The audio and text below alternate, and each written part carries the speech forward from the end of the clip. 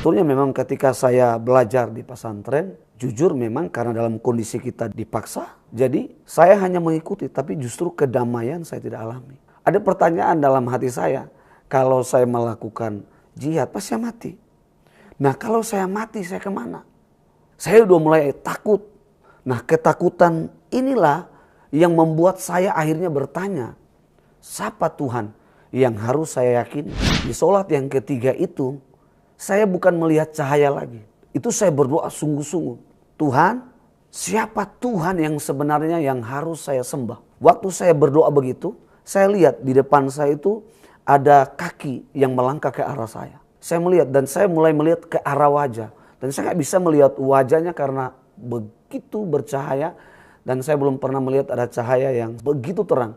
Dan waktu itu saya ingat sekali, dia ulurkan tangan kepada saya. Saya melihat ada bekas lubang paku di sini. Dan saya ingat cuman dia bilang begini, akulah jalan kebenaran dan hidup. Tidak ada seorang pun yang datang kepada Bapa kalau tidak melalui aku. Dan malam itu saya merasakan damai sejahtera meliputi hidup saya.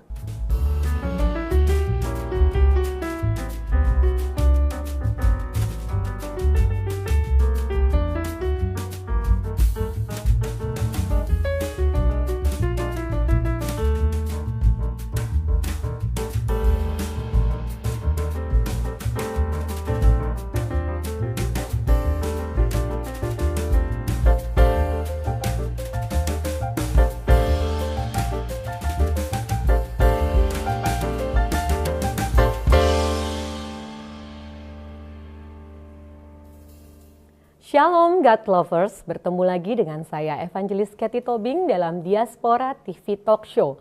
Semoga Anda dalam keadaan sehat dan sukacita. Pada awal tahun 1999, Indonesia mengalami salah satu luka sektarian paling berdarah dalam sejarah modern.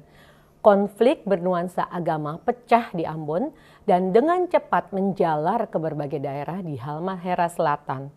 Ribuan orang menjadi korban, ratusan desa dibakar, dan banyak keluarga tercerai-berai. Pada tanggal 5 Februari 2000, sekelompok orang bersenjata yang disebut sebagai Laskar Jihad menyerang salah satu desa kecil di Halmahera Selatan yang mayoritas penduduknya beragama Kristen. 84 orang dari 1.600 penduduk dibunuh dan yang lainnya disiksa. Pendeta mereka kepalanya dipenggal. Seluruh penduduk yang hidup diislamkan oleh Laskar Jihad secara paksa. Syariat Islam diterapkan di desa itu. Kemudian anak-anak dikirim ke pesantren-pesantren di luar daerahnya untuk dididik sebagai mujahid. Namun dari reruntuhan tragedi itu muncul sebuah kesaksian tentang pemulihan dan panggilan pelayanan. Hari ini kita akan mendengar langsung dari Pendeta Demeling Kweso, salah satu anak desa yang pernah diseret ke pesantren untuk dididik jadi mujahid.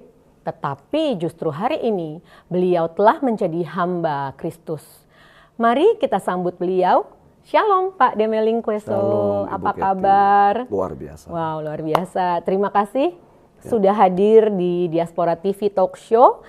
Dan sebelum kita mulai pembicaraan kita dengan Bapak Demeling, kita awali dengan doa terlebih dahulu.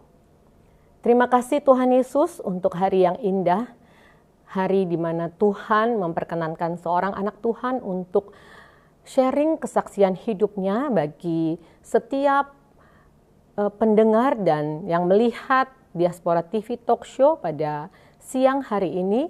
Kami percaya bahwa setiap pembicaraan ini tertuju hanya untuk kemuliaan nama Tuhan, dan biarlah melalui kesaksian hari ini Tuhan, banyak orang boleh melihat kebesaran Tuhan, banyak orang yang boleh melihat pertolongan Tuhan di dalam kehidupan Pak Demeling.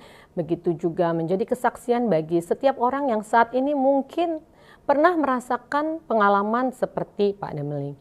Kami percaya Tuhan bekerja di dalam acara talk show pada hari ini, dan biarlah segala kemuliaan, segala hormat, segala pujian hanya bagi Tuhan. Di dalam nama Tuhan Yesus kami berdoa dan mengucap syukur. Amin. God's lovers, inilah kisah Pak Demeling. Kisah tentang luka dan kesedihan.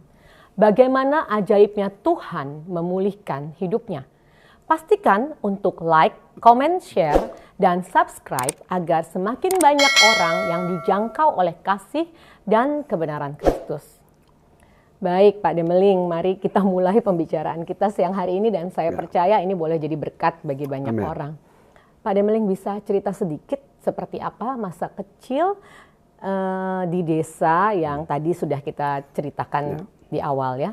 Saya tumbuh dari keluarga papa Kristen, mama yang saya tahu itu berasal dari bukan Kristen. Dan saya memang tumbuh dan ketika lahir di keluarga itu sudah tahu bahwa di desa itu hanya satu keyakinan, Kristen.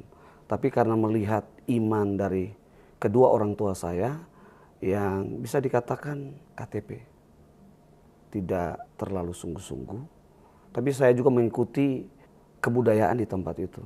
Dan saya mengikuti tidak terlalu rutin tentang sekolah minggu. Saya lahir, saya anak kelima dari 8 bersaudara. Jadi Pak Demeling keluarga besar juga ya. Anak kelima dan 8 bersaudara. Dan semuanya ada ya. Sampai hari ini masih ada semua ya. Dan di desa tersebut itu memang desa Kristen begitu ya? Iya, desa Kristen. Nah, Pak Demeling sampai umur berapa ada di desa itu? Saya dari usia 0 sampai 14 tahun. Sampai 14 tahun. Dengan latar belakang keluarga yang memang Kristen juga. Ya. Tadi Pak Demeling sempat ceritakan bahwa memang kedua orang tua juga bukan, dalam tanda kutip, bukan keluarga Kristen yang sungguh-sungguh mengerti tentang kekristenan itu sendiri ya Pak Demeling. Nah, seperti apa sih suasana desa sebelum tragedi tahun 2000 tersebut Pak Demeling? Suasana yang di desa itu ya seperti biasa. Ya mereka melakukan pekerjaan seperti petani, seperti nelayan. Dan kehidupan kami dengan tetangga itu begitu erat. Karena masih ada kaitan saudara karena kawin mengawin. Jadi suasana di desa itu seperti biasa. Akrab ya? Akrab, terus saling kerjasama dengan desa-desa di sekitar itu. Itu suasana yang sebelum terjadi konflik itu. Apakah memang kehidupan spiritual di desa Pak Demeling itu sangat erat dengan Tuhan? Kalau yang saya tahu, memang sebelum terjadinya konflik, mungkin kepercayaan leluhur yang lebih dijunjung tinggi. Hanya ada beberapa orang yang mungkin lebih serius dalam hal spiritual, ya menekuni. Tapi sebagian besar masyarakat menganggap itu adalah sebuah kebudayaan yang sudah turun-temurun. Jadi kita bicara misalnya kayak keselamatan, ya sepertinya tidak seperti sekarang. Jadi yang saya tahu hanya budaya-budaya di tempat di desa kami. Misalnya setiap akhir tahun kita ke kuburan atau ada anak yang mau sekolah, kita ke kuburan meminta permohonan. Meminta permohonannya itu kepada siapa? Ya yang sudah meninggal. Biasa itu dulu saya sering melihat mama sama papa saya. Dan itu mungkin sampai mama pun sudah jadi Kristen masih melekat. Kebudayaan itu ya? Kebudayaan itu. Saya juga setelah jadi pendeta pun untuk mengubah itu agak sulit karena sudah melekat. Nah kalau bicara kekristenan saya pikir belum terlalu begitu melekat. Jadi hanya dikenal memang saya pun sendiri hanya mengenal bahwa saya lahir dari Kristen. Dan hanya mengikuti apa yang sudah diprogramkan oleh seorang hamba Tuhan atau gereja di tempat di mana saya dibesarkan. Iya. Jadi kehidupan sosialnya antar penduduk sebenarnya akrab ya. Sangat. Tapi bagaimana ekonominya atau keadaan suasana dalam bekerja itu bagaimana? Mata pencahariannya apa gitu? Iya. Utamanya. Khusus di tempat di mana saya dilahirkan, pencarian ya hanya untuk menghidupi keluarga pribadi. Jadi pertanian gitu ya. Pertanian. Jadi biasa kalau di kota pertanian itu untuk dijual, menghasilkan uang. Di sana pertanian itu hanya untuk makan. Jadi makanan sehari-hari bukan kayak nasi, tapi lebih kayak singkong, pisang dan lain sebagainya. Tapi kalau untuk nelayan memang ada sebagian besar nelayan juga yang menjual ikan, tapi dengan harga yang cukup rendah. Dan bagi kita dulu untuk orang-orang bisa sekolah itu udah luar biasa. kebanyakan masyarakat kita tuh cuman sampai di SD. Itu pun kalau lulus. Jadi kalau ada yang dulu kan belum ada beasiswa, Bu. Iya, betul. Jadi memang agak sulit. Dan kemudian transportasi dari desa ke kota itu cukup jauh. Baik. Ya, bisa 9 jam. Jadi ketika kerusuhan mulai terjadi nih di desa Pademeling, apakah warga menyadari ancaman yang akan datang itu? Sebenarnya karena hubungan sosial kami dengan desa-desa tetangga, kemudian masih ada kaitan saudara karena pernikahan. Jadi kami pikir memang tidak akan terjadi. Ya. Tetapi isu demi isu dulu masih kita pakai dengan radiogram. Tapi feeling, perasaan itu akan terjadi. Tapi suasana masih terjalin begitu seperti belum terjadi. Kita masih dari desa tetangga bisa datang, berkunjung, kita bisa saling sapa menyapa. Sorry Pak, berarti desa tetangga itu umumnya bukan Kristen berarti ya? Muslim. Muslim ya? Ya, Muslim. Baik. Jadi keadaan masih harmonis lah ya? Harmonis. Jadi ketika ada isu, kami coba mematahkan isu itu. Tapi sebetulnya sebagian besar orang-orang yang mungkin di generasi di atas orang tua kami sudah mulai merasakan suasana auranya akan terjadi. Bahkan ada orang-orang yang sudah bermimpi. Cuman ya bermimpi. Ada yang bermimpi? Ya, akan bermimpi akan terjadi. Bahkan saya sendiri pun merasakan sepertinya ada sebuah duka yang dalam waktu itu. Dan saya coba bercerita kepada beberapa teman, tapi mereka bilang, tidak mungkin. Karena memang hubungan dengan saudara-saudara sepupu yang di tetangga desa kami cukup baik. Wow. Sehingga kami tidak merasakan akan terjadi ancaman tersebut ya. Ya. Kira-kira menurut Pak Demeling sendiri, apa sih yang membuat atau yang memicu kerusuhan itu terjadi pada saat itu? Saya sendiri memang tidak tahu apa yang menyebabkan terjadinya kerusuhan. Karena kami hanya tahu tiba-tiba ada pesan yang masuk bahwa desa kami akan diserang. Nah memang waktu itu desa kami karena populasi kekristenannya memang sangat banyak. Kurang lebih 1.700-600 lebih. Dibandingkan dengan desa-desa yang lain. Jadi kami merasa sepertinya kami punya kekuatan untuk bisa melawan. Tapi berita itu kami coba mematahkan lagi. Kami abaikan bahwa tidak akan terjadi. Tapi beberapa tua-tua itu sudah mempersiapkan generasi. Generasi yang akan maju. Nah sementara saya sebagai remaja yang masih tumbuh, emosi juga masih labil. Nah saya hanya mendengar. Nah tapi sebagai seorang remaja yang tumbuh di desa yang kecil, jauh dari perkotaan, ada rasa takut. Dan mulai bertanya kepada orang tua saya, bagaimana kalau terjadi nanti? Apakah kita harus keluar dari sini? Jadi sudah sempat memikirkan solusi untuk nanti bisa terjadi. Iya. Nah Pak, pada tanggal 5 Februari 2000 itu di desa Pademeling sendiri, bisa ceritakan kembali apa sih yang terjadi pada saat itu? Ya, di desa kami itu, di waktu itu semua orang kan memberikan kode, kayak pentung. Jadi sekitar jam 2 siang menjelang sore, itu diserang dari 2 arah. Dari darat dan dari laut. Sementara penduduk kami itu hanya 1.600 sampai 700. Itu sudah terhitung dari anak-anak sampai lansia orang tua. Tapi ini yang menyerang kami melebihi dari jumlah. Saya bisa perkirakan sekitar 7.000 jiwa. Dengan kapal-kapal besar. Nah saya salah satu yang juga terlibat di dalam peperangan itu. Nah, umur Pak Demeling waktu itu? 14 tahun. 14 tahun. Dan saya berperang sampai malam hari. Sampai Mujahidin kembali, kami sempat juga makan. Dan memang semua rumah rata. Ya sempat juga saya mengevakuasi mayat-mayat yang di jalan-jalan. Malam itu memang masih dalam kondisi api sementara menyala, gereja dibakar. Pendeta belum dibunuh. Masyarakat sudah dibunuh. Nah, totalnya sekitar 84 jiwa itu sudah tergabung dengan tetangga-tetangga di sebelah yang Kristen. Yang totalnya sekitar 70-an di desa kami yang meninggal. Dan itu banyak wanita yang mati. Pak Demeling, siapa saja anggota keluarga atau orang terdekat yang menjadi korban kekejaman pada saat itu? Memang di desa itu hampir semua adalah saudara saya. Nah, saudara dekat dari papa saya itu adalah, saya masih panggil dia adalah Oma. Dengan ponakannya itu di mata saya sendiri melihat ketika mereka penggal 2. Dan oma saya juga. Kemudian dari mama itu juga dipotong dengan sadis. Dan itu saya menyaksikan sendiri. Kemudian ada juga yang kena panah, kemudian juga ada yang kena senjata.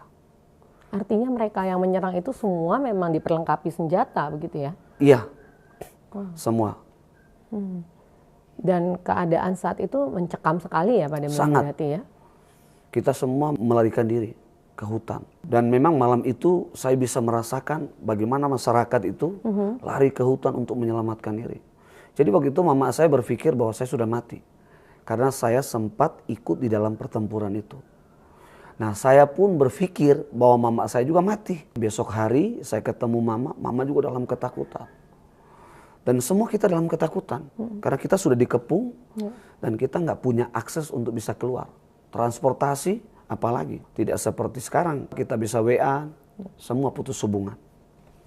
Bagaimana perasaan dan pikiran Pak Demling pada waktu itu sebagai seorang remaja 14 tahun yang menyaksikan peristiwa yang sangat kejam ya? Saya marah, sedih. Saya sedih karena merasa saya tumbuh lahir dari usia 0 sampai usia 14. Keadaan desa begitu baik, kemudian berubah dalam sekejap waktu. Saya merasa bahwa saya hilang harapan. Karena saya waktu terputus sekolah di SD kelas 5. Dan saya merasa bahwa saya tidak akan punya harapan. Saya tidak punya harapan, begitupun saya melihat orang tua saya yang memang tidak terlahir dari keluarga yang memperjuangkan pendidikan. Bagi saya memang waktu itu pendidikan itu sangat berharga. Kalaupun ada yang sekolah sampai SMA itu sudah dianggap luar biasa. Jadi saya merasa mulai ada kegelapan di dalam hidup saya. Sebagai seorang yang masih remaja, saya merasa ada kekhawatiran, ada pertanyaan yang muncul di dalam hati saya. Bagaimana tentang masa depan saya nanti, bagaimana dengan masyarakat nanti. Dan bahkan saya waktu itu berupaya bagaimana supaya saudara-saudara kami ini itu bisa keluar dari keadaan ini. Karena saya melihat bukan hanya saya sebagai seorang remaja yang mengalami ketakutan, bahkan orang tua. Saya bisa melihat bagaimana ibu-ibu melahirkan di saat kejadian itu. Saya bisa melihat mereka berlari, maaf, tanpa busana. Saya bisa melihat bagaimana orang tua untuk bisa keluar, untuk bisa minum air itu sangat sulit. Dan kita sekitar 3 bulan kita di hutan hanya makan dengan makanan yang ada.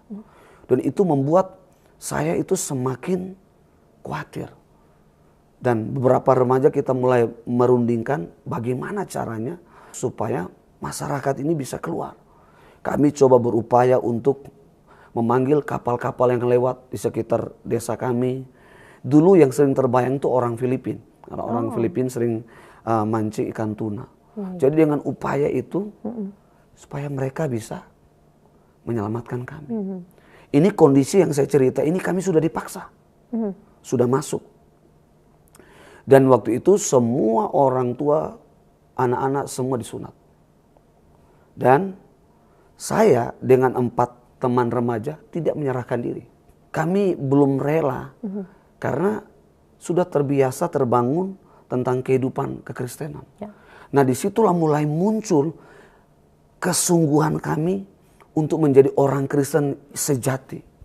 Ya biasanya ya kita cuma hanya hari Minggu ibadah, ada sekolah minggu, kadang kita dipaksa oleh guru sekolah minggu.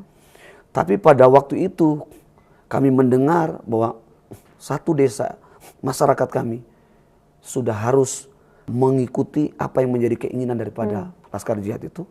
Dan kami harus mengucapkan 2 kalimat syahadat. Ya. Dan saya sendiri dengan beberapa teman selama beberapa bulan tidak keluar. Dan mempertahankan kami akan tetap menjadi pengikut Tuhan Yesus. Posisi Bapak sendiri di mana pada saat itu? Di hutan. Oh masih di hutan ya? Kami di hutan tapi orang tua saudara kami sudah di kampung. sudah di desa. Karena mereka juga dipaksa dan itu ada juga aparat yang terlibat. Ya, sebagai masyarakat awam ya kita tahu aparat itu melindungi, mengayomi.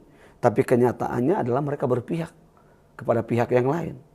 Nah, selama kami mempertahankan itu, yang saya ingat sampai hari ini, selalu kami nyanyikan tuh lagu Kidung Jemaat. Yesus kawan yang sejati, saya mau ikut Yesus. Dan setiap kali kami menyanyikan itu, selalu dengan cucuran air mata. Dan waktu kami bernyanyi itu dengan satu keyakinan harapan, Tuhan yang selama ini diajarkan oleh pendeta, oleh guru sekolah minggu, kami punya keyakinan besar bahwa Tuhan itu bisa menyelamatkan, menolong. Tapi akhirnya apa yang kami harapkan itu tidak terjadi. Dan mulai ada kekecewaan, bahkan kami bisa berteriak. Berteriak. Tapi waktu itu ada satu ancaman. Saya ingat sekali mama saya bilang begini, Demeling, kalau kamu nggak bisa mengikuti harapan mereka, mama dan masyarakat yang lain akan dibunuh. Akan dibunuh. Dan waktu itu mereka teriak, memanggil. Mereka sudah tahu posisi kami di mana.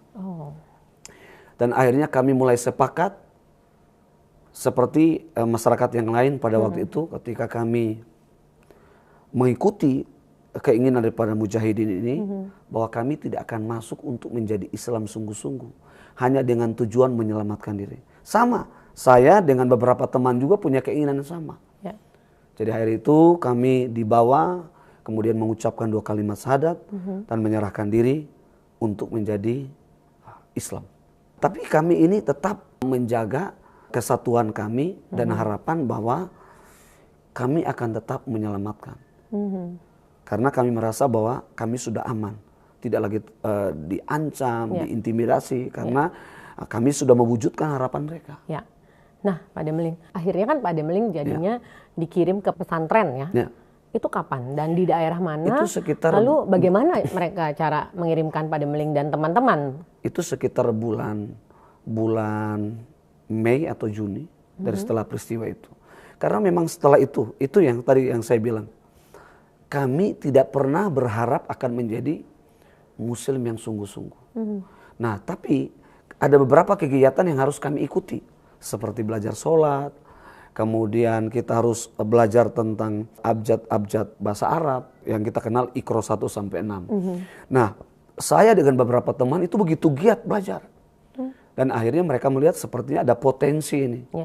Dan akhirnya memang waktu itu mama sama papa saya tidak mengizinkan saya harus ke pesantren. Tapi karena sudah tertanam di dalam diri saya bahwa saya pergi ini adalah peluang. Saya akan keluar dan saya akan cari jalan keluar untuk saya bisa kembali menyelamatkan keluarga saya, mama saya, papa saya, dan 7 saudara saya. Nah, waktu itu kami dari pulau ke Ternate. Kemudian sempat untuk menunggu kapal Pelni. Kemudian kami dibawa ke daerah pesisir Jawa Barat. Kemudian disitulah kami mulai belajar. Saya mulai tertarik belajar sungguh-sungguh dan harapan itu mulai sirna. Saya seperti, bisa saya katakan seperti dihipnotis. Justru keadaan saya berbalik 180 derajat. Wow, yang tadinya ada niat untuk menyelamatkan mengembalikan semua seperti pada awalnya malah berbalik gitu ya. Berbaliknya adalah saya bisa membenci saudara saya yang seiman dulu. Bisa timbul sebuah amarah. Nah, memang di dalam hati nurani kecil saya, sepertinya ini bukan saya. Tetapi itulah yang saya alami. Saya merasakan seperti itu. Saya seperti dikendalikan. Dan akhirnya saya dengan 5 teman saya, 2 perempuan, 4 laki-laki, kami begitu belajar sungguh-sungguh termasuk saya. Dan akhirnya saya mendorong diri saya untuk bisa menguasai atau bisa membaca Al-Quran itu di dalam jangka waktu 7 bulan. Dan di dalam waktu 7 bulan itu saya sempat juga mengikuti beberapa lomba MTQ Al-Quran dan saya juga pernah menjuarai itu. Artinya mungkin itu saat-saat Pak Demeling memang sedang dididik untuk menjadi seorang mujahid ya, begitu ya. Maka bisa berbalik tuh hatinya. Saya memang dari awal hanya berpikir bahwa ini hanyalah sebuah tujuan pendidikan yang normal di dalam hati saya. Tetapi ketika saya melihat bahwa 180 derajat ada perubahan dalam hidup saya, maka saya mulai berpikir bahwa ini adalah sebuah misi. Dan kemudian di dalam orientasinya ketika saya ada di situ, di sekolah itu, sepertinya kita tidak hanya diperlengkapi secara pengetahuan, tetapi dilatih juga secara fisik. Saya berkali-kali belajar jujitsu, taekwondo, kungfu, dan bagaimana mempelajari ketika nanti berperang.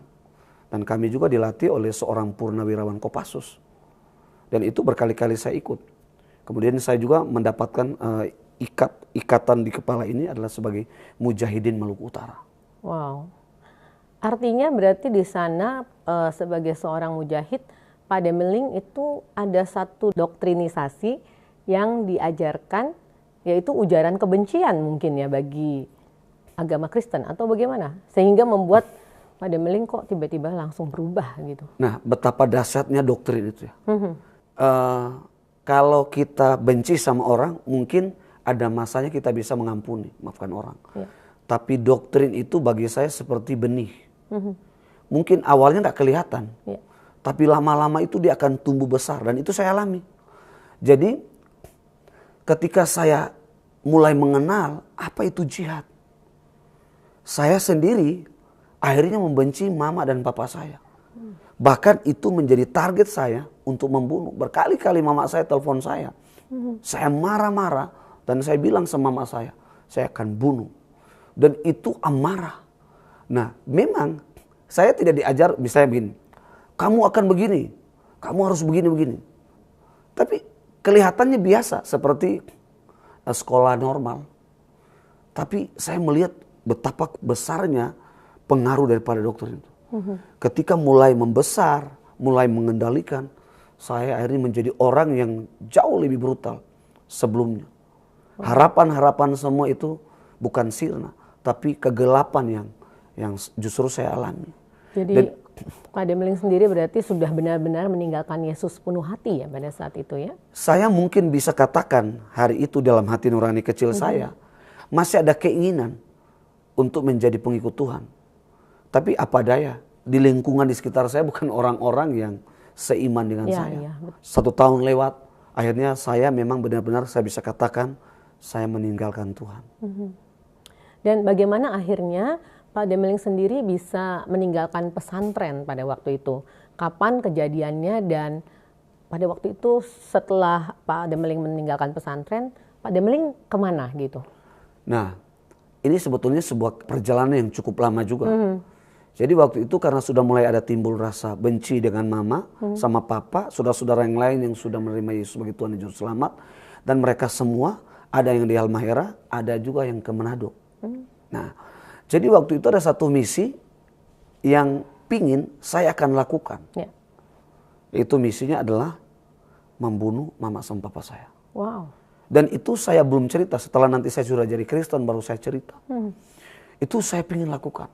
Dan bahkan di dalam hati saya, amarah begitu membara, saya juga ingin melakukan hal seperti yang saya rencanakan untuk mama, adalah kepada hamba Tuhan dan orang Kristen. Salah satu pada waktu itu adalah gereja GPDI yang ada di Sulawesi Utara yang saya datangi. Ya. Dan karena begitu membara di dalam hidup saya. Dan saya mengatur sebuah strategi kapan harus saya akan eksekusi. Dan berkali-kali saya ada di situ. Nah, saya persingkat, waktu itu saya pertama kali hadir, saya ingat sekali itu dalam amarah. Waktu itu mama saya telepon dan dibilang dia akan ketemu. Dulu masih zaman wartel, Bu. Oh iya, iya. Terus sekarang kan udah zaman WA, kita tinggal pilih ya kan, telegram apa semua ya. Iya. Dulu masih wartel, kita masih nungkol di Jakarta kan masih masukin uang koin. Nah, jadi waktu itu mama saya udah pastikan jam sekian saya hadir. Nah, tapi saya itu udah berpikir dalam waktu menit mama sama papa saya harus mati. Termasuk kakak saya yang pertama. Nah, saya ingat sekali, seingat saya ada satu lagu yang menyentuh saya. Itu adalah lagu Allah kuasa melakukan segala. Jadi waktu saya dengar lagu itu memang kalau di Sulawesi Utara terdengar lagu rohani di mana-mana. Yeah. Nah, itu sepertinya amarah saya itu rasanya tercabut di dalam pribadi saya.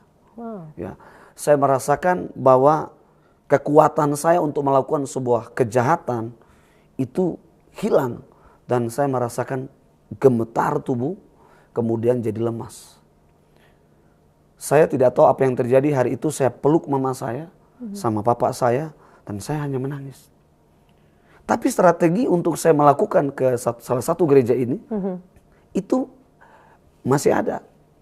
Waktu saya balik ke tempat di mana saya belajar, nah malamnya saya sholat tahajud. Nah saya sholat tahajud, tapi saya melihat di dinding sebelah kanan atau kiri ada sebuah cahaya. Nah cahaya ini membuat saya penasaran, ada apa ya? Kemudian saya mencari sumber, dari mana cahaya ini? Saya berpikir dulu, oh ini mungkin karena ada lampu yang terpantul ke dalam. Nah waktu saya sholat pertama, saya melihat kok nggak ada sumber lampu. Dan cahaya itu sepertinya saya kenal. Nah berikut saya sholat yang kedua, saya melihat cahaya yang sama. Tapi waktu itu saya mulai berpikir begini, kalau seandainya saya melakukan jihad, saya sudah berpikir pasti mati. Nah ada pertanyaan dalam hati saya, kalau saya melakukan jihad pasti saya mati. Nah kalau saya mati saya kemana? Dan memang waktu itu ada beberapa teman juga yang katakan, kamu mau pilih kemana? Ke Ambon atau ke Palestina membela saudara-saudara yang ada di Palestina. Saya udah mulai takut. Saya udah berpikir, wow, bagaimana nanti akan terjadi. Dan itu adalah sebuah ketakutan. Nah ketakutan inilah yang membuat saya akhirnya bertanya, siapa Tuhan yang harus saya yakini? Nah sebetulnya memang ketika saya belajar di pesantren, jujur memang karena dalam kondisi kita dipaksa, jadi saya hanya mengikuti, tapi justru kedamaian saya tidak alami. Nah di sholat yang ketiga itu, saya bukan melihat cahaya lagi. Itu saya berdoa sungguh-sungguh, Tuhan, siapa Tuhan yang sebenarnya yang harus saya sembah? Waktu saya berdoa begitu, saya lihat di depan saya itu ada kaki yang melangkah ke arah saya. Nah waktu dia melangkah ke saya, waktu saya dalam kondisi berdoa, ketakutan, bagaimana nanti kalau saya mati, saya kemana? Saya melihat dan saya mulai melihat ke arah wajah. Dan saya nggak bisa melihat wajahnya karena begitu bercahaya. Dan saya belum pernah melihat ada cahaya yang secahaya itu. Begitu terang. Saya hanya melihat rambutnya panjang. Dan waktu itu saya ingat sekali, kalau sekarang saya sudah ingat ayatnya. Ya, waktu itu dia ulurkan tangan kepada saya. Dan waktu dia ulurkan tangan itu saya melihat ada bekas lubang paku di sini. Dan saya ingat cuman dia bilang begini, akulah jalan kebenaran dan hidup. Tidak ada seorang pun yang datang kepada Bapa kalau tidak melalui aku. Dan malam itu saya merasakan damai sejahtera meliputi hidup saya.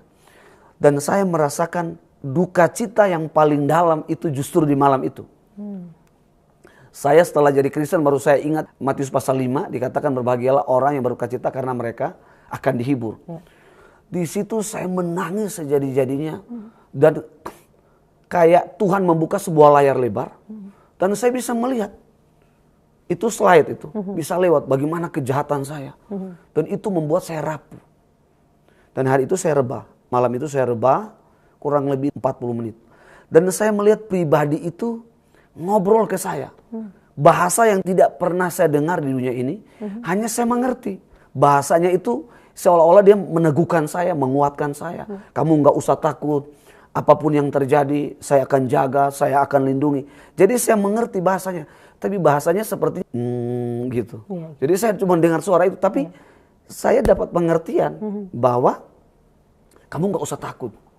Nah waktu saya bangun dari rebah itu, saya melihat pribadi itu bukan di depan saya lagi, tapi di belakang. Dia memeluk saya erat. Dan itu saya menangis sejadi-jadinya. Malam itu bagi saya adalah malam pertama kali saya jatuh cinta sama Tuhan. Dan itu membuat saya tidak pernah lupa sejarah itu. Karena ada begitu rancangan jahat yang saya lakukan, termasuk mama saya. Dan pribadi itu mengubah saya. Nah, waktu itu dalam kondisi itu saya sudah pingin pulang. Saya sudah pingin pulang. Nah, saya nggak tahu waktu itu ada seorang hamba Tuhan, diutus Tuhan yang saya nggak pernah kenal dia. Dan hamba Tuhan itu bukan orang Indonesia. Dan dialah yang menolong saya, dialah yang membebaskan saya, sekalipun saya di dalam tekanan. Saya diancam, saya akan dibunuh. Dan memang ada beberapa upaya di tahun 2002, sekitar bulan Oktober saya keluar bebas. 2003 itu sempat juga lari ke Malaysia untuk menyembunyikan diri. Karena saya dikejar-kejar, ya saya nggak tahu motifnya apa. Tapi waktu itu... Siapa yang mengejar pada saat itu? Kelompok mujahid ya, tersebut? kelompok itu. Mungkin karena jaringan-jaringan itu tidak terputus. Mereka yang membawa saya dengan teman-teman yang lain. Nah mungkin teman-teman yang lain tidak seperti saya. Tapi karena saya sudah begitu mendalam, dan akhirnya saya memutuskan untuk keluar. Tapi waktu itu saya sempat ketemu seorang hamba Tuhan. Di GBI juga, hamba Tuhan besar. Dia sempat mendoakan saya. Dan waktu mendoakan itu, mereka bisa melihat bahwa saya bermanifestasi memukul mereka. Beberapa hamba Tuhan di situ. Tapi saya nggak sadar. Nah, lalu waktu saya bangun dari mereka mendoakan saya pelepasan itu, mereka melihat bagaimana roh yang ada dalam diri saya itu bermanifestasi, nonjok mereka. Nah, saya ingat hamba Tuhan itu bilang begini sama saya. Demeling, ada satu firman Tuhan di dalam Matius 28 ayat 20b. Dan ketahuilah, aku akan menyertai engkau senantiasa sampai kesudahan zaman. Nah, lalu dia melanjutkan dari perkataan itu, dia katakan begini. Demeling, kamu ingat ada sebuah kisah di dalam Alkitab namanya Yakub. Dia itu bergumul begitu berat. Lalu Tuhan membuka rohnya sehingga dia melihat ada sebuah tangga yang Tuhan bangun dari bumi. Itu ke sorga dan setiap hari malaikat naik turun. Dan dia bilang, Demeling, kamu tidak perlu takut. Percaya Tuhan akan menolong, Tuhan akan membela kamu. Nah dalam hati saya, untuk membuktikan perkataan pendeta ini, saya harus coba. Hari itu saya ketemu dengan teman di daerah Bekasi. Teman yang tidur sama-sama, makan sama-sama. Beliau nggak mengenal saya lagi. Dari sejak itu, hati saya membara untuk memberitakan Injil. Salah satu seorang penjual gado-gado namanya Eli. Dia bertobat, terima Yesus sebagai Tuhan dan Juru Selamat. Dan hari ini jadi hamba Tuhan. Itu pertama kali, dan itu tidak lagi membatasi. Sepertinya tidak ada lagi ketakutan untuk bagi saya. Mulut saya tidak akan pernah diam untuk menceritakan pribadi yang menjumpai saya saat saya sholat tahajud itu. Dan saya memperkenalkan selalu bahwa dia adalah Tuhan. Dia Tuhan yang hidup. Dia Allah yang hidup. Dan pada saat itu Pak Demeling sendiri, apakah sudah dibaptis atau sudah ada di dalam satu naungan gereja sendiri begitu? Dulu sebelum kerusuhan, sebelum konflik itu, kami kan sudah dibaptis, tapi baptis anak. Kan gereja lama ya. Nah kita belum paham, saya belum paham apa itu baptisan Islam. Nah waktu saya keluar, memang saya dibina di salah satu gereja, dan saya mulai bertumbuh di situ. Mulai melayani, mulai melibatkan diri di dalam melayani jiwa-jiwa, baik di gereja, di situ. Jadi saya dimentor oleh seorang hamba Tuhan yang menolong saya itu. Ya kurang lebih, karena waktu itu sempat saya lari juga. Jadi sempat terputus dalam pembinaan itu. Nah, tapi mama saya itu selalu berdoa. Jadi mama saya itu membawa foto saya dan menaruh di bagian dadanya. Setiap kali mama saya kalau dapat uang, dia ngasih perpuluhan ke gereja. Dan dia bilang begini, tolong doakan supaya anak saya jadi pendeta. Nah saya sendiri Bu, saya sendiri memang kalau dibilang pendeta, wajah seperti saya ini kalau jadi pendeta memang mungkin layaknya jadi penjahat mungkin, iya. Nah waktu itu hamba Tuhan itu bilang, kamu harus dibaptis. Tapi saya nggak mengerti, loh saya kan sudah dibaptis. Saya pikir baptisan itu hanya satu kali seumur hidup. Lalu bilang, oke lah saya nggak paksa kamu, tapi saya coba memberi kesempatan 1 minggu kamu berdoa. Dan 1 minggu itu diberi kesempatan saya berdoa sambil berpuasa. Nah di 1 minggu itu Tuhan ngomong ke saya. Dan akhirnya saya datangin hamba Tuhan itu. Saya bilang, Pak saya siap dibaptis. Saya dibaptis di pantai sore hari. Kemudian waktu dibaptis ada yang mengambil video. Dan mereka melihat bagaimana saya keluar dari air. Saya menyanyi. Saya bernyanyi dan ada fotonya. Kalau sekarang kan handphone sudah bisa ngambil video. Kalau dulu kan kita harus beli kamera sendiri. Nah hamba Tuhan ini, dia membuat video. Dan saya melihat sendiri. saya keluar mengalami kepenuhan itu dan saya menyanyi kami memuji kebesaran-Mu. Saya bernyanyi dan video itu sampai hari ini hamba Tuhan tuh masih menyimpannya. Nah, Pak Demeling, pada saat Pak Demeling sendiri kan kembali akhirnya kepada Yesus ya. Nah, apakah ada saat di mana Pak Demeling sendiri jatuh bangun gitu? Karena kan memang Pak Demeling sudah beberapa tahun dididik sebagai seorang mujahid. Nah, pada waktu berbalik kembali kepada Kristus, apakah ada jatuh bangun di dalam mengikut Yesus gitu? Sebelum Pak Demeling sendiri akhirnya ditabiskan sebagai pendeta ya sekarang ya. Memang proses yang paling berat bagi saya adalah bagaimana mengeluarkan semua ajaran-ajaran yang tertanam dalam hidup saya. Itu proses paling berat bagi saya. Kurang lebih 4 tahun itu kepala saya pernah saya benturkan di tembok. Saya pernah ngomong sendiri. Memang itu seperti tadi yang saya bilang, betapa dahsyatnya doktrin itu. Dan kalau memang pada waktu itu yang saya lakukan hanyalah menyembah Tuhan. Kebetulan memang saya nggak terlalu master main gitar. Tapi saya hobi main gitar dan bernyanyi. Dan suka tinggal dalam hadirat Tuhan. Saya hampir setiap hari nggak keluar kamar. Saya hanya di kamar dan baca firman. Sampai hari ini ada sekitar 30 Alkitab, semua itu ditandai pakai stabilo semua. Dan justru itulah saya melihat bagaimana kuasa firman. Kuasa firman itu begitu luar biasa. Yang membuat saya sampai hari ini saya amini Mazmur 37 ayat 24. Orang yang hidup berkenan kepada Allah, sekalipun dia jatuh, tidak akan tergeletak. Tangan Tuhan terus menopang. Dan apa yang dikatakan oleh hamba Tuhan itu justru terbukti di dalam hidup saya. Memang selain doktrin itu, yang harus saya merdeka, saya harus menang dari doktrin itu, juga ekonomi. Mama saya hanya sebagai seorang pembantu rumah tangga lepas. Dia satu hari kadang dibayar 50.000. Kami hidup di negeri orang, kami meninggalkan semua dusun semuanya. Dan mama saya bilang, Yesus jauh lebih berharga dari semua dusun yang kita punya. Itu sebuah warisan ilahi yang mama tanam dalam saya. Ya. Sekalipun mama bukan seorang yang tahu membaca, dia buta huruf. Tapi nasihatnya sampai hari ini tuh membekas dalam hidup saya. Dan kalau hari ini saya jadi hamba Tuhan, saya bilang bukan karena saya, tapi itu adalah karena doa, itu adalah negosiasinya mama saya dengan Tuhan. Dan Tuhan bisa mendengar. Dan memang proses yang saya alami juga cukup luar biasa. Tapi saya selalu memotivasi diri saya untuk tidak pernah absen dalam pelayanan dan beribadah. Sampai dari usia 16 tahun saya bebas sampai hari ini, saya belum pernah absen dari ibadah. Belum pernah. Satu hari kalau 6-7 kali ibadah, saya siap hadir. Meskipun waktu itu saya dalam kondisi sudah komplikasi, pernah divonis jantung, pernah divonis komplikasi, tapi saya cuma bilang, saya tidak akan pernah tidur karena sakit penyakit. Saya tidak akan mati di tempat tidur karena sakit penyakit. Saya lebih menginginkan mati di dalam Tuhan lebih terhormat. Yang saya pegang itu adalah Filipi 1:21.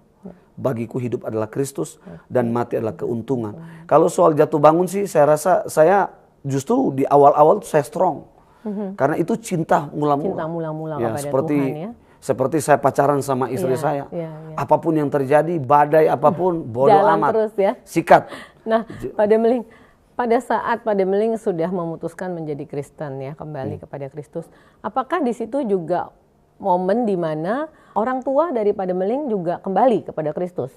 Karena tadi kan Pak Demeling katakan bahwa orang tua sendiri sebenarnya pada saat itu juga sudah diislamkan ya, pada saat mujahid menguasai desa. Justru itulah, karena pertama kali orang tua saya yang lebih dulu. Kembali. Jadi, ya mereka lebih dulu. Dan mereka justru yang menjadi pendoa bagi saya. Supaya saya bisa kembali. Jadi kurang lebih selisih sekitar hampir 1 tahun kemudian baru saya kembali. Setelah mama saya dan papa saya dan 7 saudara saya sudah kembali di dalam iman mereka. Wow, luar biasa. Nah, Pak Demeling, sampai saat ini apakah Pak Demeling masih bertemu dengan teman-teman dari desa tersebut? Sangat. Ya, hari ini. Berarti ada hubungan kembali ya? Ya, karena memang semenjak kapan tuh Pak Demeling? Ya, setelah saya kembali dan memang di desa itu kan semua adalah saudara. Jadi sampai hari ini meskipun mereka ada yang memilih ke Islam, tapi hubungan kami erat termasuk adik-adik kakak dari mama saya. Tapi hubungan kami sangat erat. Begitu ketika ada Hari Raya Idul Fitri, kami bisa saling fellowship, saling mengucapkan, ya saling memberikan salam, menyapa. Sampai hari ini kami punya hubungan erat. Apa komentar dari teman-teman Pak Demeling sendiri yang notabene itu adalah keluarga Pak Demeling ya sebenarnya, karena kan tadi artinya setiap orang di desa itu ini menikah dengan anaknya ini menikah jadi otomatis ada hubungan saudara ya. Iya, apa betul. komentar mereka tahu bahwa Pak Demeling sudah kembali kepada Kristus, bahkan Pak Demeling sendiri sekarang sudah menjadi seorang pendeta dan gembala sidang begitu ya? Saya sampai hari ini tuh jujur ya, mereka nggak terlalu fanatik, justru mereka bangga. Dan mereka hanya bilang ya kita ini lahir dari satu nenek moyang dan saya senang kamu bisa jadi seorang hamba Tuhan. Kamu bisa mendidik saudara-saudara kita yang masih belum sungguh-sungguh. Dan mereka hanya bilang ya kita saling menghargai. Menghargai apa yang kita sudah pilih ya kita jalani.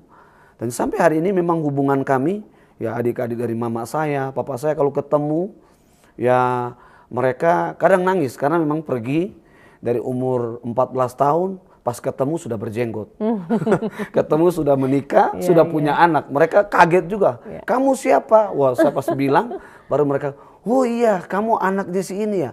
Baru mereka peluk, aduh, kamu dulu itu masih kecil, masih ingusan. Sekarang kamu sudah berjenggot, kamu sudah punya anak. Ya rasa lucu juga kalau melihat kembali masa-masa kecil. Walaupun dalam hati kecil Pak Demeling sendiri sebenarnya ada kerinduan bahwa setiap keluarga dan teman yang di sana juga bisa diselamatkan ya kembali kepada Tuhan Yesus. Nah, apakah ini yang membuat Pak Demeling memutuskan menjadi seorang gembala sidang? Bagaimana tuh prosesnya? Akhirnya setelah menjadi pendeta dan gembala sidang. Saya sekarang setelah jadi pendeta, ketika saya ketemu dengan ketua sinode, saya selalu bilang, Pak, kalau bisa 1 poin lagi ditambahkan di dalam anggaran dasar, ditaruh pendeta harus pensiun. Nah, saya harus memilihnya pensiun dini karena memang menjadi seorang hamba Tuhan tidaklah mudah. Jadi satu peristiwa ketika saya sudah kembali ke Kristen, waktu itu kan saya SMA kelas 3 dan saya harus melanjutkan ke Manado. Nah memang dari madrasah pindah ke sekolah negeri itu kan tidak mudah. Kan diijazahkan huruf-huruf bahasa Arab semua. Ketika pindah ada pertanyaan. Kemudian ya saya menjelaskan, kemudian ada orang yang menolong saya. Nah, satu waktu saya berkunjung ke salah satu rumah sakit di Sulawesi Utara. Dan ada seorang ibu, sebetulnya dia belum punya waktu untuk melahirkan. Ya, mungkin sekitar 8 bulan lah. Nah, waktu itu ibu dan bapak ini, itu ngantri obat di rumah sakit itu. Tiba-tiba saya lewat, ibu ini langsung ada reaksi, sakit perutnya. Lalu ibu itu teriak, tolong, tapi sambil tangannya menunjuk ke saya. Nah, tapi saya pikir mungkin ada orang di sekitarnya, mungkin saudaranya. Dia bilang, saya sambil menunjuk diri saya, apakah saya atau orang? Dia bilang, dia cuma pakai bahasa tubuh dalam keadaan sakit, dia tunjuk saya. Akhirnya dengan penuh keyakinan, sebetulnya saya ragu, karena belum saya pernah mendoakan orang yang hamil, apalagi orang yang melahirkan. Saya bukan dokter. Nah waktu itu saya datang, saya tanya ke bapak itu, Pak, bapak agama apa? Dia bilang, saya agama Islam. Ibu agama apa? Agama Islam. Saya orang Kristen. Dia bilang tidak apa-apa. Bapak berkenan mendoakan saya. Jadi waktu itu, karena dulu waktu diajarkan oleh kakak rohani kalau mendoakan wanita yang hamil, jangan pakai tangan kamu. Harus tumpangin. Jadi saya panggil suaminya, pinjam tangan suaminya, tumpangin. Jadi waktu saya berdoa dengan polos, dengan bahasa saya sendiri. Dalam nama Yesus, hari ini juga ibu ini melahirkan normal. Sekalipun belum genap waktunya kan. Tiba-tiba ibu ini dia bilang begini, Pak, langsung ngomong dari mulutnya, Pak Pendeta. Wih kaget, saya dalam keadaan bajunya masih seragam SMA kok saya dipanggil pendeta. Pak Pendeta, kalau anak ini lahir saya akan beri namanya adalah Amos. Wih kaget saya, tahu dari mana ini ibu ini Amos. Ternyata ibu ini sudah pernah mendengar tentang Injil, tentang kitab Amos. Lalu dia bilang kalau lahir anak ini selain saya beri nama, saya dengan suami akan memberi diri untuk percaya kepada Tuhan Yesus yang Bapak yakini. Saya baru keluar, baru 3 langkah, ibu sudah melahirkan. Dan suami istri, kan waktu itu saya juga menghormati aturan gereja, saya tidak bisa membaptis. Jadi ada orang tua rohani saya, dia membaptis suami istri ini. Dan mereka sekarang sudah jadi hamba Tuhan. Setelah sudah jadi hamba Tuhan, mereka bilang, Pak, masih ingat saya? Saya bilang, yang mana ya? Bapak pernah doain istri saya di apotek ini, di rumah sakit ini, dan ini. Nah itu pertama kali. Dan saya amat yakin bahwa itu pertama kali panggilan nubuatan yang keluar dari bukan orang Kristen. Dan itu memang masih ada sebuah pertanyaan. Saya juga masih sekolah, belum tamat sekolah Alkitab, kok ibu ini bisa bilang ini. Nah itu meyakinkan. Kedua itu ada seorang ibu juga dari Muslim. Waktu itu saya pergi ke satu pasar untuk membeli mangga. Nah ibu ini, tiba-tiba mata saya tertuju ke ibu ini. Ibu ini Muslim juga, jual mangga. Tapi semua orang-orang di sekitar itu jual mangga, tapi mata saya tertuju kepada ibu ini. Dan ibu ini menceritakan, Pak, suami saya Kristen dan pergi meninggalkan saya. Saya punya anak 4 dan saya menghidupi anak, apapun yang saya bisa kerjakan, saya akan lakukan. Saya hari itu saya beli semua mangganya, saya bagi-bagi sama orang-orang di sekitarnya dan saya bilang begini, Bu, satu hal yang saya ingin tawarkan. Saya adalah orang yang mengalami masalah yang jauh lebih berat dari yang ibu alami. Dan hari ini Tuhan pulihkan saya. Dan dia adalah Yesus. Mungkin ibu disakiti oleh suami ibu sebagai orang Kristen. Saya mewakili, saya minta maaf. Ibu itu nangis. Hari itu saya doakan. Sekarang ibu ini sudah jadi pendeta. Wow. Pendeta. Nah itu hal kedua, bagi saya ini sebuah voting. Dan saya yakin bahwa saya dipanggil menjadi hamba Tuhan. Dan akhirnya saya memutuskan sekolah Alkitab di Keruso, di Bekasi. Dan 2006 saya masuk sekolah Alkitab, 2009 selesai. Nah, selesai itu saya bergumul. Tuhan, daerah mana yang harus saya pilih? Karena waktu itu belum berpikir mau bangun gereja, diutus untuk melayani. Nah ada satu tawaran dari Open Doors ke Jerman. Saya berpikir, saya ini bahasa Inggris saja. Cuman yes no, ini bahasa Jerman lagi. Tapi karena saya fans bola tim Jerman, saya senang pingin ketemu Thomas Muller, Michael Ballack, wah senang. Tapi waktu itu, aduh nggak bisa. Tiba-tiba saya berdoa dan Tuhan buka saya 2007, Sulawesi Utara. Itu gereja setan katanya. Sekalipun gereja nggak ada yang setan kan Bu. Tapi kalau dibilang ajaran setan saya akui. Nah itu terjadi sampai anak-anak muda. Dan akhirnya saya memutuskan untuk pulang ketemu mama sama papa.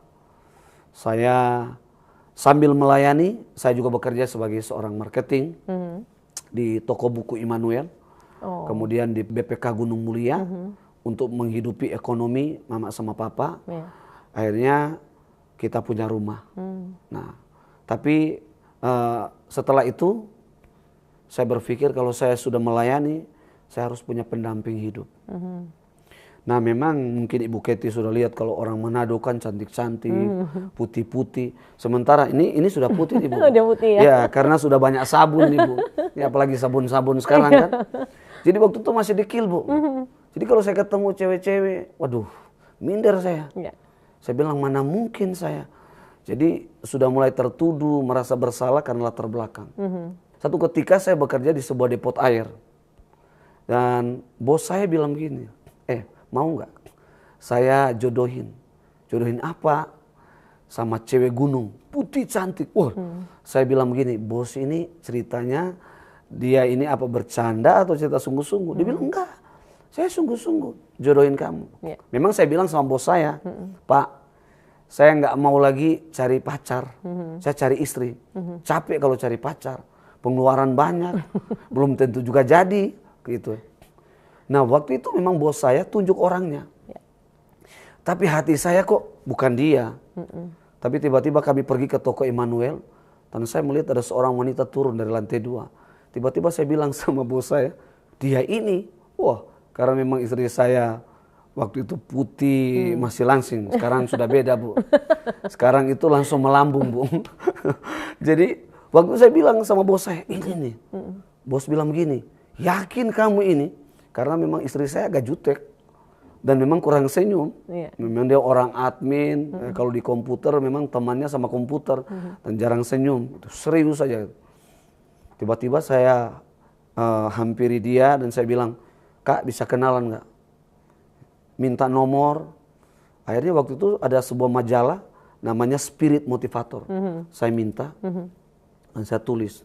Tapi hari itu saya kejar terus dia. Kan dulu SMS, Bu. SMS 5 kali gratis 10 kali gitu. SMS dia jawab cuma 1 kali. Sudah makan gitu. Tapi satu waktu saya bilang begini, untuk bisa mendapatkan hatinya dia, saya harus mengajak dia. Dan waktu itu saya uji. Jadi saya ajak dia pelayanan.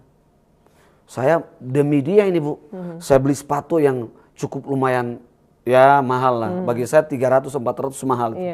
Sama sepatu, saya potong rambut bagus-bagus. Saya pokoknya style hari itu demi merebut hati dia. Tapi dia memang tahu bahwa saya lebih muda. Saya pikir, wah ini adik saya, nggak mungkin lah. Waktu saya bawa ke rumah saya, mama saya bilang, ini pacar kamu ya? Saya bilang, bukan. Lalu mama pakai bahasa. Dia bilang begini, saya lihat dia ini adalah jodoh kamu. Waduh, itu makin mendorong saya, Bu. Tapi saya lihat lagi, duh saya ini hitam, dia putih, dia merawat, dia pakai handbody segala macam. Saya ini, Bu, bau keringat, bau matahari. Nah hari itu saya tembak dia. Untungnya nggak mati, Bu. Dia bangkit. Jadi saya tembak dia, kasih 2 tantangan. Biasa kalau orang Ambon dikasih tantangan tuh, itu kesukaannya orang Ambon. Saya kasih tantangan 2, dia bilang. Tantangannya apa?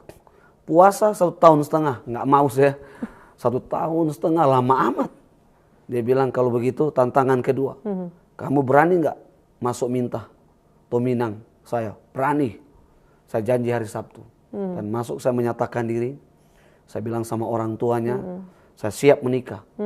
Saya bilang bulan Mei 2011 saya siap menikah. Waktu itu karena kami nggak pacaran lama, hanya berapa minggu ya.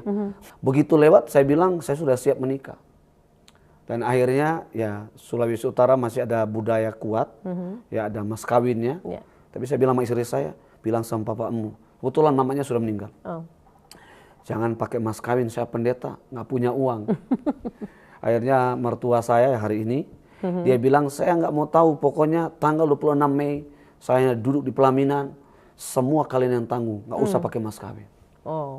Wah itu menantang buat saya. Dan saya membuktikan bagaimana Tuhan tidak hanya menyertai dalam setiap tekanan. Saya punya saldo waktu itu cuma 15 juta. Saya harus persiapkan uang sebanyak 70 juta. Dan Tuhan bisa menyediakan, justru Tuhan buat bukan mundur, tapi maju. 2010 akhir saya baru masuk Minang istri saya. Bulan Februari tanggal 26, sebelumnya itu Tuhan menolong, mencukupi, bahkan jauh melebihi dari itu. Dan saya akhirnya menikah lebih cepat. Hari ini sudah punya 2 anak. 2 anak ya. Cukup aja 2 anak. Cukup. Iya. Betul. Karena pampers mahal, susu mahal. Iya. Dan akhirnya apa yang membuat Pak Demeling sendiri memutuskan untuk menjadi seorang gembala sidang? Dulu suka keluyuran, penginjilan. Iya. Jadi saya dulu penginjilan di mana-mana. Wah orang doain rebah, orang sembuh, kita diberikan sorai. Kita punya kesombongan rohani. Tapi satu waktu Tuhan bicara ke saya. Betul kamu memberitakan, tapi kamu tidak berbuah. Satu-satunya caranya berbuah adalah kamu harus menjadi seorang hamba Tuhan dan memuridkan orang itu, mentoring orang itu, dan itu adalah berbuah. Gitu. Dan supaya kamu bisa mewariskan sebuah kehidupan ilahi. Waktu itu saya berpikir juga Ibu Kety, saya ini bukan orang kaya. Saya lihat di Jakarta, lihat di mana-mana pendeta pakai jasnya mahal-mahal, gerejanya mewah-mewah, ya kan? Saya lihat begini, waduh, saya apakah bisa jadi pendeta? Akhirnya waktu itu saya bilang sama istri saya memutuskan untuk menjadi seorang Grab online. Walaupun waktu itu sudah berstatus pendeta dan sudah pelayanan ya? Belum pendeta, Bu. Menurut saya kan pendeta itu kan jabatan gerejawi. Maksudnya belum ditabiskan ya? Belum ditabiskan ya? Hanya melayani. melayani. Tiba-tiba istri saya mengalami sakit di bagian payudara. Nah, mengalami sakit di payudara, istri saya takut. Dia pikir ini kanker. Akhirnya kita pergi ke dokter, konsultasi. Nah, konsultasi dokter bilang begini, Bu, biasanya di batang payudara itu kalau mengeras, itu adalah bukan gejala kanker, tapi itu sudah kanker. Nah, waktu dokter dia mengecek, memeriksa, ternyata tidak. Nah, tapi istri saya punya ketakutan. Tiba-tiba malam hari Tuhan kasih mimpi. Dia lihat bumi ini gelap gulita. Kemudian ada hujan lebat tercurah di kamar depan kami di mana tidur. Dan dia lihat hujannya itu airnya begitu bening. Dan ada suara yang berseru, bertobatlah, bertobatlah. Dan sepertinya Tuhan lagi bicara kepada istri saya, bertobat, bertobat. Tapi besoknya dia bangun, dia ceritakan mimpi kepada saya. Dia nggak tahu apa maksudnya ini. Lalu Tuhan memperlihatkan ada 2 hewan, domba. Ada yang kurus dan gemuk. Jadi pertama yang kurus kemudian jadi gemuk. Jadi cuma diperlihatkan itu. Tapi suara itu terus bilang bertobat dan bertobat. Kemudian istri saya tiba-tiba membuka YouTube. Dia mendengar ada satu lagu. Sungguh besar pengorbananmu bagiku. Yang dinyanyikan oleh Robert dan Lea. Nah saya juga heran anak kedua saya yang belum begitu mahir, belum begitu lincah berbicara. Dia bisa menyanyikan dengan lancar, dengan jelas, dengan istri saya. Sambil menangis. Dan malam itu Tuhan menyembuhkan istri saya. Wow. Nah, tapi setelah itu penyakitnya ke saya. Saya kena jantung ringan. Mungkin karena terlalu minum ACE, kurang makan, terus banyak pikiran. Akhirnya saya komplikasi. Dan saya konsultasi ke dokter penyakit dalam, dan dibilang kamu harus minum obat jantung selama 6 bulan. Saya hari-hari hanya bisa melakukan nangis di hadirat Tuhan. Saya sudah melakukan upaya untuk bagaimana bisa ketemu pendoa-pendoa. Katanya ada pendoa yang gambar Tuhan Yesus bisa ngomong. Saya udah ketemu, Bu. Obat-obat herbal apa yang pernah ditawarkan semua saya minum. Mungkin kalau saya hitung lebih banyak obat yang saya konsumsi daripada nasi. Tapi tidak kunjung sembuh. Satu waktu saya dengar lagu lagi. Itu dinyanyikan oleh Angel Peters. Kau Tuhan jadi andalanku. Ya. Refnya itu. Aku percaya ada mujizat. Aku percaya Tuhanku dahsyat. Dan justru dalam kondisi itu doa saya tadi mungkin 30 menit jadi 6 jam, Bu. Sampai 12 jam saya pernah berdoa. Saya lakukan itu. Hampir kurang lebih 2 tahun. Dan justru di situ keintiman saya. Dan saya bisa mengalami perjumpaan dengan Tuhan setiap hari. Tuhan Yesus begitu dekat dengan saya. Dan akhirnya saya diutus ke Aceh Singkil. Melayani. Dan pulang 185 orang bertobat terima Yesus. Bukan dari Kristen. Dan hari itu dengan sendirinya Tuhan sembuhkan saya. Dan saya coba cek kembali. Dan dokter bilang ini ajaib. Dan hari itu Tuhan sembuhkan saya. Dan saya bilang sama istri saya, kita bangun pelayanan. Ibu Keti tahu, jemaat-jemaat yang Tuhan kirim, divonis dokter 2 minggu lagi mati.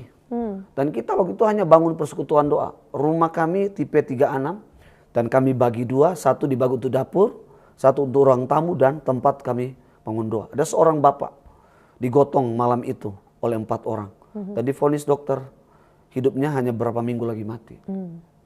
Dan akhirnya waktu itu ada seorang hamba Tuhan senior mendoakan dia dengan suara yang nyaring sampai bapak ini terganggu.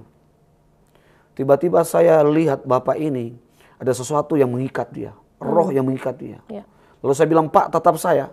Waktu itu dia tatap saya dan dia lihat saya, dia bilang, Pak ikutin saya berdoa. Waktu saya tuntun dia terima Yesus. Kalau saya bilang ini syahadat iman Kristen. Saya tuntun dia terima Yesus. Saya belum amin. Bu Keti dia langsung bilang haleluya. Saya sudah sembuh. Tadinya digotong 4 orang. Dia pulang jalan kaki. Sejauh 1,5 kilometer jalan kaki dengan istri. Istrinya menangis sekitar 5 tahun. 10 tahun Tuhan izinkan dia hidup setelah divonis dokter. Di tempat di mana dia beribadah, semua jemaat waktu melihat dia besoknya masuk ibadah, mereka bilang orang mati bangkit lagi. Dan itu semakin meyakinkan. Dan akhirnya terkumpullah jemaat kami 15 kakak. Dan itu semua orang rusak. Pada saat itu masih persekutuan doa ya? Masih persekutuan doa. Lalu akhirnya saya memutuskan untuk bergabung di Jemaat Kristen Indonesia atau JKI. 2016 saya ditabiskan. Dan saya tetap bekerja sebagai driver online. Dan saya mengontrak rumah. Waktu itu kami memulai pelayanan dengan karpet, tanpa kursi, tanpa musik, tanpa mimbar. Semuanya kita dalam posisi seperti orang lagi pengajian. Tuhan proses saya kurang lebih sekitar 3-4 tahun. Lalu kami berdoa satu tanah. Saya mendatangi pemiliknya dan kami membeli tanah itu. Tuhan menyediakan semua itu indah pada waktunya. Amin. Saya berdoa di tahun 2019 untuk bisa membangun, untuk saya bisa tinggal di situ. Belum bangun gereja. Jadi sekarang ini belum gereja. Jadi kita sudah bangun gereja, tapi hanya tempat tinggal. Gerejanya di lantai 2. Kita sudah bangun dalam bentuk kayak rumah. Di masa pandemi Tuhan mengutus orang-orang yang menolong kami, dan hari ini kami bangun. Yang jadi pergumulan saat ini adalah untuk meneruskan pembangunan ke gereja depan tersebut ya. Tapi saya tidak fokus pada bangunan saja. Hari ini saya terfokus kepada saudara-saudara saya yang hari ini mereka masih di keyakinan seperti saya dulu. Dan sampai hari ini saya menghormati keyakinan mereka. Tapi kemana-mana saya selalu menceritakan siapa Yesus yang pernah menjumpai saya. Dan kalaupun mereka menerima, saya percaya bahwa itu adalah bukan karena saya memaksa mereka, tapi saya percaya bahwa itu adalah kuasa Tuhan yang menarik mereka. Saya bersyukur juga punya anak-anak dan punya istri tumbuh dalam iman yang sehat. Hari ini anak saya yang sulung, dia bisa menguasai musik, dia bisa menguasai juga di multimedia. Anak saya yang wanita memang dia lebih ke vokal, ke nyanyi sama tamborin. Sekarang di usia 9 tahun, dia bisa coaching beberapa orang-orang dewasa. Dan itu kita tidak pernah ajarkan mereka. Jadi keluarga saling mendukung dalam pelayanan ini ya Pak ya? Sangat mendukung. Nah apa sih sebenarnya fokus dari pelayanan Bapak sendiri sekarang ini? Warna pelayanan saya adalah memuridkan. Seperti visinya adalah menjadikan semua orang murid Kristus yang diubahkan ke arah karakter Kristus. Memang orientasi pelayanan juga di konseling, doa kesembuhan yang justru yang kita lakukan. Dan justru dengan hal itu yang kami lakukan, banyak yang disembuhkan dengan cara itu. Dan kita bukan melayani hanya orang Kristen, Muslim banyak. Dan kita tidak memaksakan mereka harus ikut keyakinan. Tapi apa yang mereka alami, justru mereka mengalami jamahan dan mereka memutuskan sendiri untuk meninggalkan keyakinan mereka dan memilih untuk menjadi pengikut Tuhan. Beberapa hari yang lalu, ada 3 orang yang memutuskan diri dan mengikut Tuhan. Karena mereka melihat mujizat Tuhan lewat pelayanan yang saya lakukan. Puji Tuhan. Nah Pak Demeling, kapan sih terakhir kali Pak Demeling berkunjung ke Halmahera Selatan, tempat kelahiran Pak Demeling, dan bertemu dengan keluarga dan teman-teman di sana? Kapan terakhir? 2010. 2010, berarti sudah lama sekali sudah lama. ke sana sekali. Dan mereka sempat bilang kalau bisa jangan pulang. Baik yang saudara-saudara yang Muslim, baik yang dari Kristen, mereka sangat merindukan saya. Kalau bisa jangan pulang jadi guru di sini. Tapi karena saya sudah terbiasa di kota besar, ketika ada di desa, nggak ada jaringan, nggak ada komunikasi, sepertinya stres. Jadi akhirnya saya memilih kembali kurang lebih hampir 1 bulan. Jadi saudara-saudara, adik-adik dari mama, om yang dari Islam, mereka begitu senang. Tapi masih berhubungan ya sampai saat ini, sampai hari ini. Melalui telepon kan sekarang sudah bisa SMS, sudah bisa. Bahkan di tempat di mana saya lahir Zoom, sudah ada. Gitu ya. Saya bilang luar biasa. Jaringan sudah ada sebenarnya sudah ada. Ya. Dan justru yang luar biasa kami bisa saling menolong, saling memberkati satu dengan yang lain. Itu saya sampai hari ini, makanya saya selalu bilang hubungan ini terus dijaga terpelihara. Nah Pak Demeling, jika teman-teman lama Pak Demeling sendiri yang pernah bersama di pesantren dan sama-sama mengalami kerusuhan di Halmahera Selatan menonton tayangan ini, apa sih yang Pak Demeling ingin katakan kepada mereka? Satu hal yang saya ingin sampaikan kepada saudara-saudara atau teman-teman saya yang pernah mengalami kerusuhan. Saya percaya bahwa segala sesuatu yang Tuhan izinkan terjadi, itu tidak pernah kebetulan.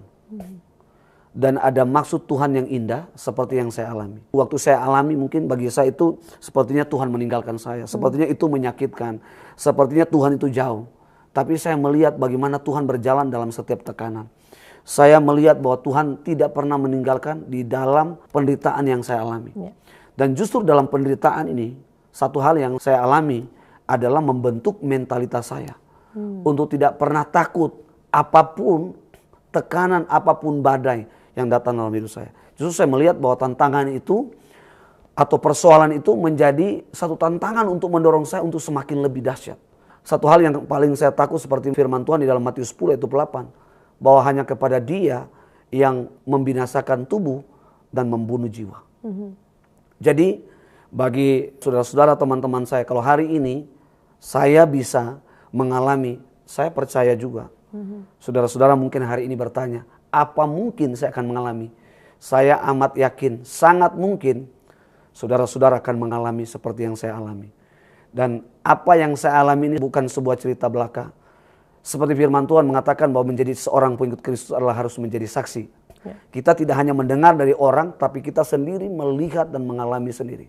Amin. Kalau hari ini saya menjadi pendeta bukan karena jabatan gerejawi, tapi karena panggilan Tuhan. Saya bisa menjadi hamba Tuhan, saya bisa terpanggil, itu semua karena anugerah Tuhan. Amin. Saya mendorong buat saudara-saudara, buat teman-teman saya juga berdoa supaya kalian juga mengalami perjumpaan yang sama seperti yang saya alami. Yesus yang pernah membuat saya ragu, Yesus itu yang tidak pernah terlihat secara kasat mata. Ya. Saya amat yakin Dia akan datang kepada saudara-saudara, kepada teman-teman saya, sahabat saya, dalam wujud seperti yang saya lihat. Dia Tuhan akan membuat teman-teman saudara akan menjadi orang yang jatuh cinta seperti saya mengalami jatuh cinta dengan Tuhan. Sampai hari ini dengan kekuatan roh Tuhan, saya terus on fire, saya terus membara untuk melayani Tuhan. Puji Tuhan.